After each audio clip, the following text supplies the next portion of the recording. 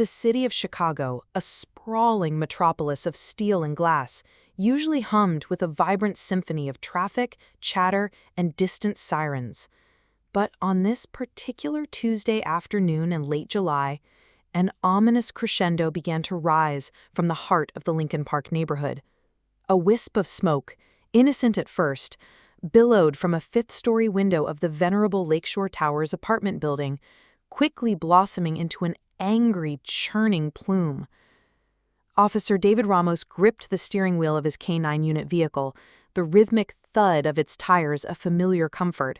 Koda, his German Shepherd partner, sat alert, ears perked, a low rumble in his chest. Koda was more than just a dog. He was a highly trained police canine, his senses honed to an almost supernatural degree, his loyalty unwavering. Today, his usually calm brown eyes held a flicker of anticipation, a keen awareness of the escalating urgency in the radio chatter. "Ramos, we have a confirmed 5-alarm fire at Lakeshore Towers, 2000 North Clark. Multiple residents still unaccounted for. First responders are on scene. We need you and Koda for search and rescue. Get there now." The dispatcher's voice crackled with a strained urgency that sent a shiver down Ramos's spine. "Copy that, dispatch. We're 5 minutes out," Ramos responded, his voice steady despite the adrenaline already pumping through his veins. He pressed the accelerator, the siren wailing a mournful warning as they cut through the thickening traffic. Koda, sensing the shift in Ramos's demeanor, let out a soft whine. Ramos glanced at him, a silent reassurance passing between them. "Easy, boy," he murmured, reaching back to scratch behind Koda's ears. "Time to go to work."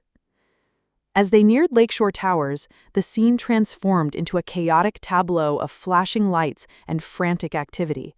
Fire engines, their ladders extended like metallic arms, reached towards the smoke-billowing building. Ambulances idled, ready for the injured. The air grew thick with the acrid smell of burning plastic and insulation, a metallic tang that made the back of Ramos's throat prickle. Ash, light and gray, began to fall like a morbid snowfall, dusting the streets and the upturned faces of bewildered onlookers. Ramos pulled the K-9 unit to a screeching halt, jumping out as soon as the vehicle stopped. Koda, released from his compartment, sprang out, a picture of focused power. His tail, usually held high in eager anticipation, was now straight, his body taut with readiness. "Officer Ramos, K-9 unit," he shouted over the roar of the fire and the shouts of the firefighters. A burly fire captain, his face smudged with soot, waved him over. "Ramos, good you're here. We're pushing into the 5th floor, but the smoke is blinding. We've had reports of an elderly resident on the 4th floor, apartment 407, Mrs. Eldridge. She's blind. We haven't been able to make contact. We need Koda to see if he can find her. Time is critical." Ramos nodded, his jaw set. "Understood, Captain. Koda's ready. All right, Koda? Find." He pointed towards the gaping maw of the apartment building entrance, where a team of firefighters, their oxygen tanks strapped to their backs, were already disappearing into the smoky darkness. The moment they stepped inside, the heat hit them like a physical blow. The air, once merely acrid outside, was now a searing, suffocating blanket. Smoke, thick and black as pitch, billowed down the stairwell, obliterating visibility. Ramos pulled his oxygen mask over his face, the sterile scent of compressed air a stark contrast to the burning building around him. Koda, designed to operate in challenging environments, seemed unfazed by the smoke, his nose twitching, already analyzing the complex tapestry of scents. They ascended the stairs, each step a cautious exploration in the near-total darkness. The sounds of the fire were everywhere now, the crackle and roar of flames, the splintering of wood, and the ominous creaks and groans of the building. Distant shouts of firefighters echoed from deeper within the building, their voices muffled by the smoke. Ramos kept a tight grip on Koda's lead, his free hand outstretched, feeling for the wall. His heart pounded in his chest, a drumbeat against the overwhelming silence of the smoke-filled corridors. It was a silence broken only by the ragged sound of his own breathing and the soft, purposeful patting of Koda's paws.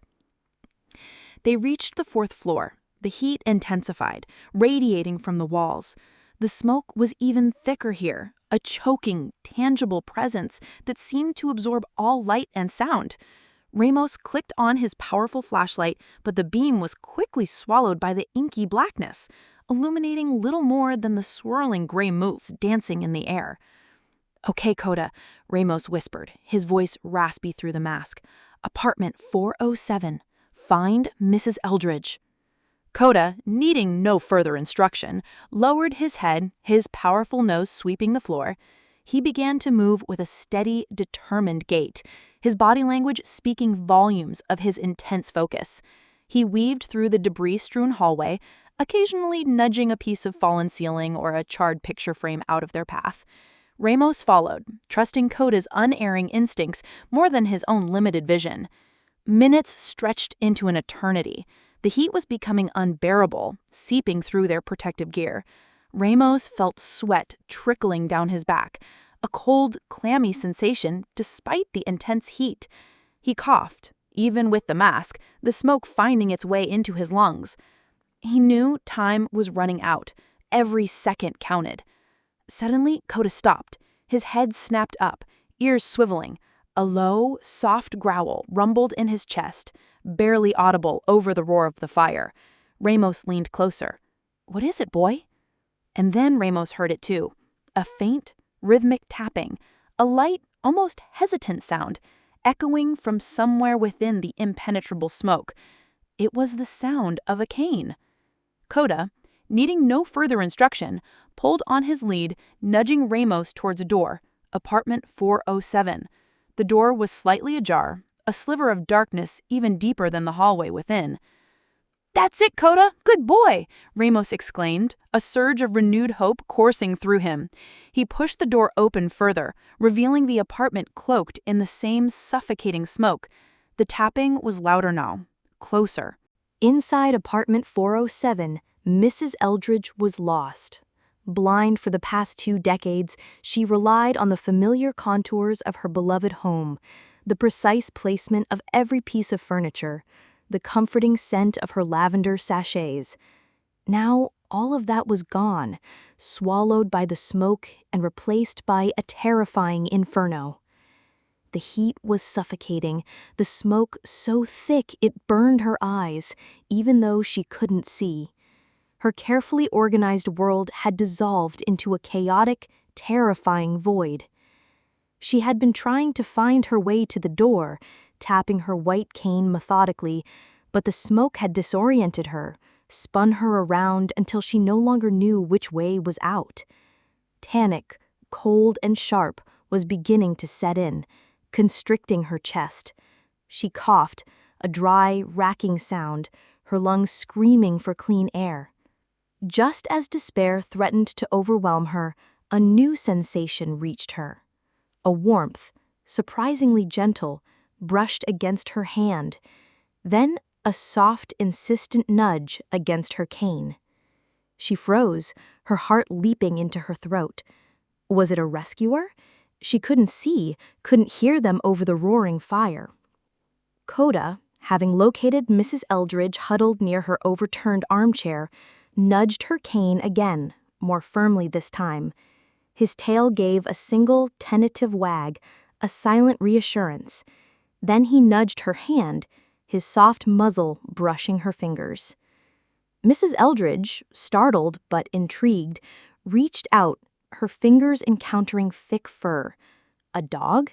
She had never been a dog person, not truly, but this touch felt different, purposeful. She felt a gentle tug on her coat, a distinct pull, urging her forward. Ramos, observing Koda's gentle but firm persistence, understood. "Mrs. Eldridge," he called out, his voice muffled by the mask. "This is Officer Ramos. My dog, Koda, is here to help you. He's going to lead you out. Just follow him." Mrs. Eldridge, relieved to hear a human voice, nodded weakly. I can't see. I don't know where to go." "Koda will show you," Ramos assured her. "Just hold on to his harness. Or, if you prefer, let him tug your coat. He won't let go." Koda, as if understanding, gave another gentle tug on her coat, then moved slightly, positioning himself in front of her. Mrs. Eldridge, her fear momentarily overshadowed by a strange sense of trust, gripped the fabric of her coat where Koda was pulling. She felt the steady, unwavering pull, a silent command to move. She took a tentative step, then another, guided by the unseen hero. Koda moved with an almost ethereal grace through the smoke-filled apartment, his nose leading the way, his body a silent shield between Mrs. Eldridge and the encroaching chaos. He navigated around fallen lamps, charred furniture, and puddles of water from the fire suppression system. Ramos followed closely behind, his flashlight beam occasionally catching Koda's focused profile, the unwavering determination in his posture. They reached the hallway again, the heat intense, the air suffocating. Koda continued to pull Mrs. Eldridge along, a lifeline in the darkness. They were making progress, slow but steady, towards the stairwell. Ramos's heart began to lift. They might actually make it. He led them deeper into the building, into a less trafficked corridor that Ramos barely recognized. The air here was slightly less suffocating, although still thick with smoke. Koda stopped at a nondescript metal door, barely visible in the gloom. It looked like a maintenance closet. Ramos had never known it existed. Koda whined, nudging the door with his nose. Ramos, though perplexed, tried the handle. Miraculously, it was unlocked. He pushed it open, revealing a narrow, dark passageway, barely wide enough for one person. It smelled of dust, old cleaning supplies, and something else. A faint whiff of ozone, perhaps, from old wiring. A janitor's tunnel? Ramos muttered, astonishment warring with relief. Koda, how did you know about this? Koda merely nudged Mrs. Eldridge forward, then turned to Ramos, his intelligent eyes reflecting the glow of Ramos's flashlight, a silent command to follow. The tunnel was cramped and claustrophobic, but blessedly free of flames. The air was, while still smoky, breathable. Koda led the way, his soft paws making almost no sound, his body a beacon of unwavering purpose in the darkness. Mrs. Eldridge, still clinging to her furry guide, shuffled forward, her relief palpable. Ramos followed, his heart hammering with a mixture of fear and profound gratitude for his extraordinary partner. The tunnel twisted and turned, a forgotten labyrinth within the heart of the building. They could still hear the distant roar of the fire, but it was muffled now, a less immediate threat. After what felt like an eternity, but was likely only a few minutes, Koda stopped. Ahead, a faint glimmer of light, a promise of escape. He pushed open another metal door, this one leading directly into the building's seldom-used rear alleyway, several blocks from the main entrance. The sudden rush of relatively fresh air was a shock to their lungs. They stumbled out, blinking in the late afternoon sun, which seemed blinding after the intense darkness. The alleyway was relatively quiet, a stark contrast to the chaotic scene at the front of the building. A few firefighters were there, checking equipment, but no large crowds, no flashing lights. Mrs. Eldridge, still disoriented, clung to Koda, her body trembling with exhaustion and residual fear. Ramos immediately called out to a nearby firefighter. "We've got a resident here, 4th floor, apartment 407. The firefighter, seeing the smoke-blackened woman and the canine, rushed over. "Are you all right, ma'am? What's your name?" "Eldridge. Helen Eldridge," she rasped, her voice hoarse from the smoke. I think so. I was lost. My dog, he found me. He led me." She patted Koda's head, her fingers stroking his thick fur. Ramos knelt beside her, a gentle smile on his soot-stained face. "Mrs. Eldridge, that's Koda. He's not your dog. He's a police canine. He's my partner."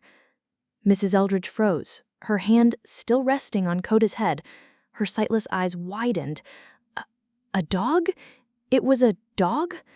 All this time, I thought it was a person. A small person, perhaps, but a person. Her voice was filled with a mixture of shock and wonder. He was so quiet, so gentle. He never barked. Koda, as if understanding, gave a soft whine and nudged her hand again, a comforting gesture. "He's highly trained, Mrs. Eldridge," Ramos explained, his voice filled with pride. "He knew you needed help. He picked up your scent, heard your tapping, and when the elevator shaft collapsed, he found that janitor's tunnel. No one else knew about it. He saved your life." Mrs. Eldridge, her face streaked with soot and tears, reached down and wrapped her arms around Koda, hugging him tightly. Koda, for his part, leaned into her embrace, a low rumble of contentment vibrating in his chest. It was a silent, profound exchange of gratitude and affection. In the days and weeks that followed, the story of the Lakeshore Towers fire dominated the local news. The heroism of the firefighters, the bravery of the first responders were lauded, and amidst it all, the remarkable tale of Koda, the German Shepherd canine, and his incredible rescue of Mrs. Eldridge began to spread. Mrs. Eldridge, recovering in the hospital, often recounted the story of the gentle, silent presence that had guided her through the inferno. She spoke of the unwavering pull on her coat, the soft nudge of a muzzle, the distinct feeling of being led by an invisible hand. She described the utter shock and profound gratitude when she learned her rescuer wasn't a person at all, but a dog. He didn't need to speak. He didn't need to be seen. He just knew what to do. He felt my fear and he responded. He was there, silently, bravely, when I needed him most. Officer Ramos and Koda were hailed as heroes, receiving commendations and accolades. But for Ramos, the real reward was seeing Mrs. Eldridge alive and well and witnessing the profound bond that had formed between her and Koda.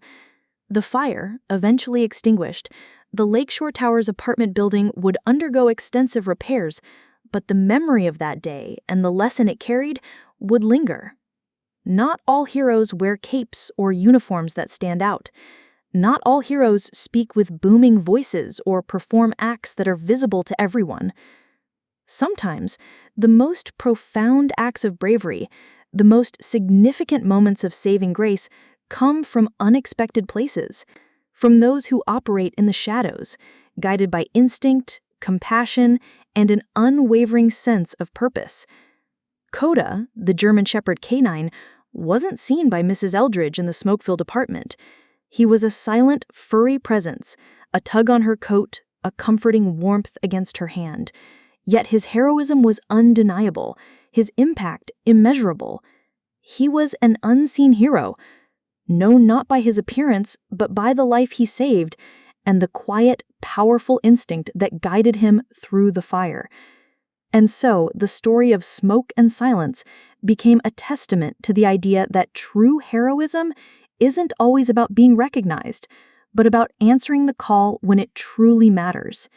It's about the quiet courage that guides actions, the selfless instinct to protect, and the profound realization that some of the greatest heroes are those we never truly see, but whose presence and impact we feel with every beat of our grateful hearts.